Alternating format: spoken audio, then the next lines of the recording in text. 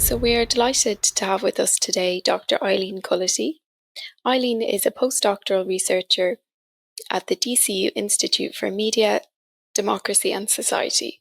This is where she leads research on countering disinformation, and her book called Disinformation and Manipulation in Digital Media has just been published. Eileen also leads a Broadcasting Authority of Ireland project investigating the diversity of public service media during COVID-19. So I'll pass you over now to Dr. Eileen Culloty for her keynote address.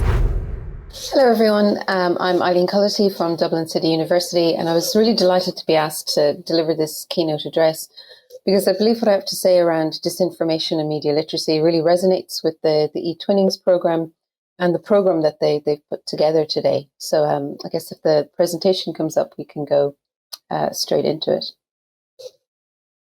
So the title of the talk is Media Literacy, Putting Out Digital Fires / Building a Better Future. And by digital wildfires, I mean all those interconnected problems that we talk about so much with digital media, whether it's disinformation, hate speech, harassment, online bullying. So these are all these crises that we feel like we're in. We don't feel like we're in, we are in, and we're looking for solutions to try and put them out. And there's growing interest in and funding for media literacy as a response to these problems. And increased support for media literacy is a good thing in itself.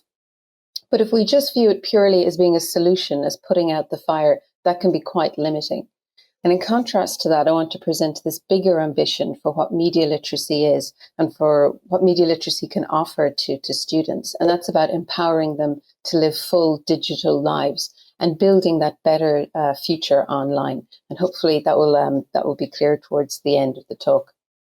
So I've loosely structured it into kind of three topics. So first I'll talk about disinformation, then about the digital media more generally and how we ended up where we are, and then finally the role of media literacy in all of this. And just a quick note on language. I'm using the terms disinformation and media literacy in a very broad catch-all sense. I know in some of the workshops you'll be doing later, you'll hear distinctions between disinformation and misinformation and so on. And just to make life easy and coherent, I'm just going to use these catch-all terms instead. So for a little background on where I'm coming from, for the past few years, I've been working on various projects in and around disinformation, and you can see some of the main projects listed here. And each of these addresses a different aspect of the problem. So for example, the first project there is working with computer scientists to develop new tools that would help people evaluate content online, whereas the last project is with the National Media Regulator, where we're trying to evaluate what the platforms are doing or claim they are doing to counter disinformation.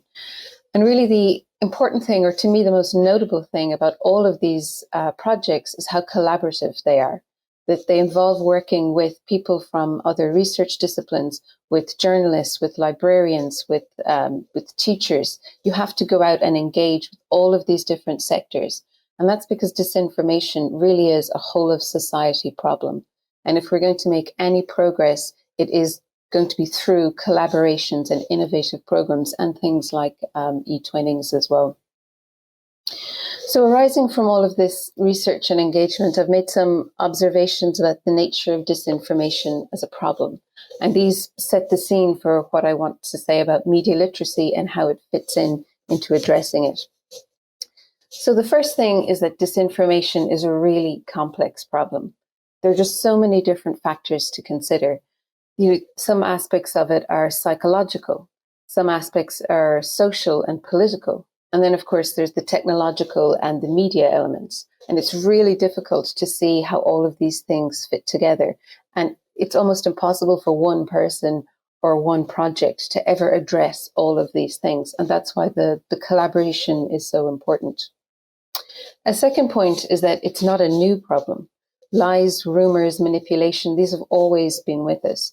There have always been periods of mass panic and conspiracy theories and frenzies. So none of this is new, but it does have new dynamics. Because what's changed, of course, is the media environment. With the internet and social media, false information can just spread so much faster and so much further than they ever did before. And also it's participatory by nature. So before the web, if there was conspiracy theory panics, say in the US, as there were in the late 80s, early 90s, they didn't really travel here. We might have heard some news about them after the fact, but they didn't travel here en masse, and people couldn't join in and be part of it. Now those things are here instantly, and Irish people can join the campaign, they can join the Facebook groups, and they become really active and involved. And that's what's really changed. It's the dynamics of it. And then finally, the problem is just not well understood yet, partly because the research area is quite new, and partly because it keeps changing. A few years ago, the big concern was about foreign interference in elections. No one could have foreseen what would happen with COVID. And now what we're concerned about are the prevalence of all these conspiracy groups and people who no longer trust authorities. So the whole nature of the problem keeps changing, and that makes it very difficult to pin it down. So arising from all of that, there are just no simple solutions to the disinformation problem. And we should be very wary of anybody who suggests that there are. And media literacy is not a solution to the disinformation problem. And that's okay, because media literacy is really important in its own right. And it brings benefits that extend far beyond addressing disinformation or any of the other digital wildfires that I mentioned. Now, by saying all of that, I don't mean that media literacy is not an important contribution to combating disinformation. It absolutely is. But we should just be realistic about what it can achieve, what we want to get from media literacy, and what we want students to take from media literacy. So if we focus for a little bit on disinformation itself and what we do know about it. So there are lots of studies that try and identify what are the factors that make people susceptible to disinformation and false claims. And you can see some of the key points listed here. I'll just describe them quite briefly. But the key point is that these are not, there's no formula to say in what circumstances or what characteristics will lead somebody to believe disinformation. It's all highly contextual. So the points listed here, they're just trends and tendencies. But the first is cognitive capacity. So this is about a person's ability to reason something out. Maybe if a person doesn't have the intellectual capacity to understand and evaluate a piece of information, well, then they're more likely to believe false claims. But that's quite a simplistic starting point, because a lot of this has a strong situational dimension. It's not simply about intelligence. For example, when people are tired, if they're stressed, if they're distracted, well, then they're less likely to think critically about the content and the information they're coming across. And of course, on social media, the entire platforms are designed for distraction, to keep us constantly scrolling through content, checking on the next thing without fully paying attention to it. So regardless of anything to do with intelligence, any of us in any situation can have this low cognitive capacity that makes us more susceptible to false claims. Motivated reasoning is a fancy way of describing biased thinking. So it's the tendency to accept information that we agree with and to reject any information that we disagree with. And all of us are susceptible to this. Another important issue is just prior knowledge. So when people have a low level of knowledge about a topic, then they're far more likely to believe false claims about it.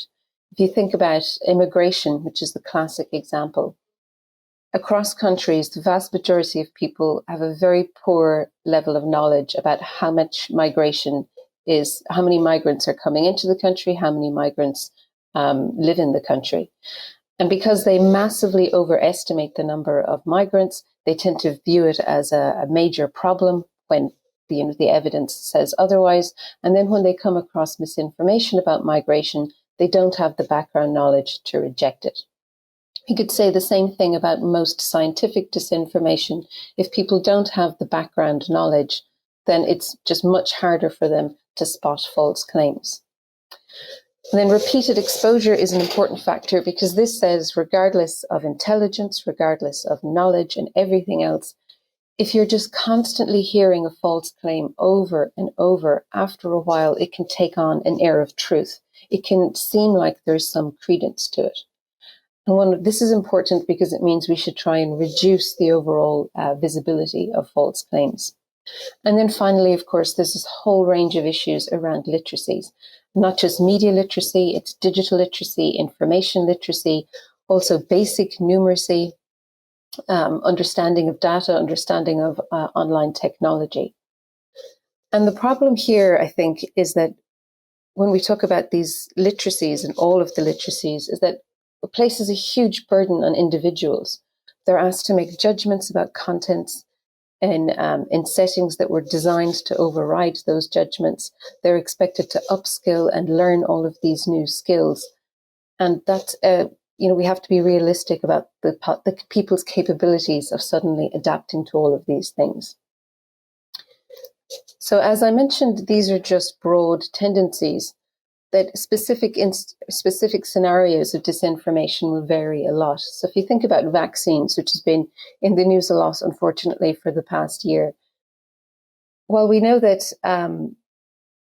older people tend to be more susceptible to disinformation, that's linked to the fact that they have lower levels of digital and media literacy. Then also, as you age, there's elements of cognitive decline. But when it comes to disinformation about COVID-19, younger people tend to believe it more than older people. And one reason for that might be just the very nature of COVID-19, because it had a bigger health impact on older people. They were paying more attention. They were more knowledgeable about the nature of the virus, whereas younger people may not have been paying attention as much. So when they were asked, do antibiotics prevent COVID-19, they were more likely to say yes. We also see this with vaccines, where older people tend to be more accepting of vaccines than younger people. And some people suggest that this is simply due to experience, where younger people have not seen the devastating consequences of diseases that for which vaccines have been developed. So it's very contextual. Another thing that's important to think about is that the reasons people engage with disinformation don't necessarily mean that they believe it. Often we hear news media reports that tell us how many times a piece of disinformation has been viewed or shared. That doesn't really tell us anything about whether people believe it or not. So research suggests that people share disinformation and view it for loads of different reasons. They want to inform others. They want to express their own opinion. They just find it funny or entertaining. And the last reason is a really important one. It's that they want to warn other people. It's a good instinct to talk to other people. If you remember the Momo challenge from a few years ago, so this was a hoax saying that an online video was encouraging children to self-harm. So when a video like that appears, it's really not surprising that people's first instinct is to share it, just in case it is true. And it doesn't mean that all the people who shared it actually believed it. I think what's examples like this indicate is that people's instincts are actually quite good. They're pro-social. So the question then is, how can we encourage them to have better practices around information? Fortunately, the research suggests that you can counteract disinformation. You can use fact checks and corrections. You can encourage people to just slow down and stop and think about the message they're consuming. And this is the basis of the Be Media Smart campaign that's currently running by Media Literacy Ireland. It asks people to just stop, think, and check that the information they're consuming is accurate. And the third thing that seems to work is pre-warning people about manipulation strategies. So telling them in advance, this is how people try to manipulate you. And here you can see an example of that. It's called the bad news game, where people are encouraged to become their own master of disinformation and to create bots and to manipulate others. And the idea is that by learning how easy it is to do that, then you're more aware of it yourself. So these digital wildfires that I mentioned, the previous slides where I focused on disinformation could just as easily have been about bullying, harassment, hate speech. And it seems like that when it comes to digital media, we're locked into a cycle of reacting to these digital problems. And while we need to react to problems, we also need to ask bigger questions about how can we set foundations for a positive future online. So I think media literacy has a key role, not just in putting out that digital fire, but also in building up the positive side of that project. And that's possible because the web itself is only 30 years old. We're in our infancy of this new technology, and we can play a key role in shaping how it develops for future generations. So to think about that, I want to just draw a parallel with the development of broadcasting over 100 years ago. When broadcasting came along, so first radio and later television, in Europe specifically, there was a clear recognition that this new technology could serve the public good, but that the public good would not emerge from private companies selling advertising. And that's why public service broadcasting was initiated. And famously, the BBC promised to inform, educate, and entertain the public.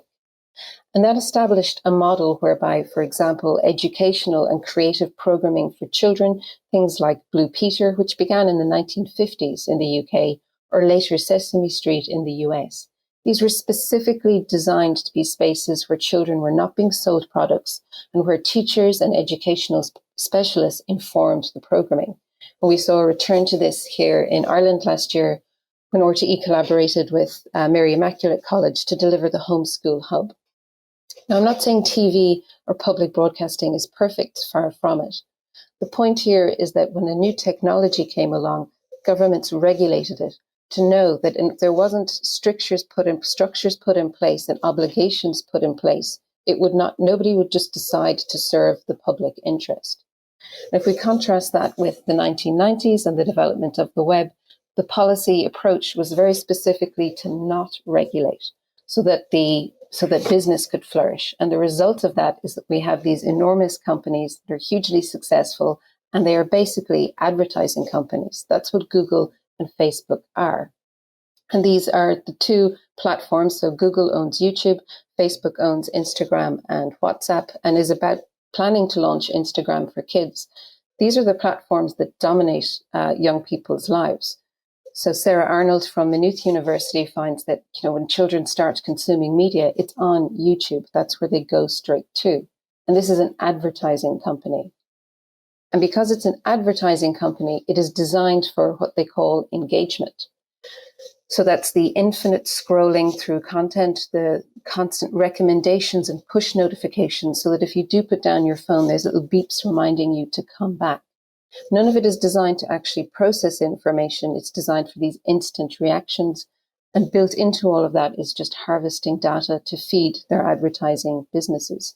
And these platforms are quite clear about it, that they're advertising companies. And we know from leaked memos that they are fully aware of the destructive nature of their design choices. And they don't do anything about it because those design choices are profitable. Now, there's another consequence of this shift to digital media, which is absolutely not to eulogize the past mass media. That certainly had its problems too. But what we've seen with this shift is just the socialization around technology and the way young people do not get to maybe engage or have a space to talk about their media use in a way we did when we had a more communal space. So if you think about news, for example, which I know one of your workshops later is on news. In the past, you would have learnt the value of news. No one had to tell you that news is an important thing. You assimilated that quite naturally from your parents telling you to be quiet because the news is on, or from seeing your teachers come to school with the newspaper. Now, the parents and teachers might still be consuming the news, but they're probably doing it on a device that looks exactly the same as any other device. So they could be doing anything. So news is not differentiated from all these other types of content. Similarly, when you think about content aimed for children, as a child growing up in a mass media age, you were probably consuming that while your parents or grandparents or siblings were also in the room. They could comment on what you were watching. You could ask them questions. On the flip side, when adults were watching their programs, children were in the room too, and the adults could regulate what was appropriate. They could provide some background. But in this alone together world of consumption, we have young people consuming media without that kind of context around where they can ask questions, where an adult can jump in and say or comment on the appropriateness or just even provide some instruction or insight onto what they're doing. And that socialization, I think, is a crucial shift that underpins a lot of these other problems that we are talking about. So it's in that context that I think media literacy in schools and in education generally is serving two goals. There's that traditional idea of teaching people to evaluate analyze and produce messages, but also it's about creating this space where people can talk about the media they're consuming, become empowered to express themselves, and develop capacities to think about the relationship between media and civic life.